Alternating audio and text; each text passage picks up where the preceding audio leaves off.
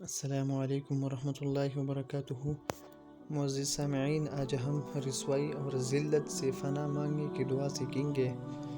اعوذ باللہ من الشیطان الرجیم، بسم اللہ الرحمن الرحیم۔ اللہم احسن عاقبتنا فی الامور کلها واجرنا من خزي الدنیا وعذاب الآخرہ۔ ایک دفعہ اور سنیں۔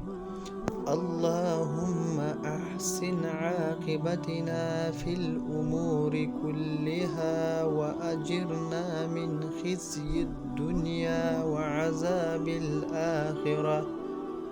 اے اللہ، سب کاموں میں ہمارا انجام اچھا کر اور ہمیں دنیا کی رسوائی اور آخرت کے عذاب سے بچا۔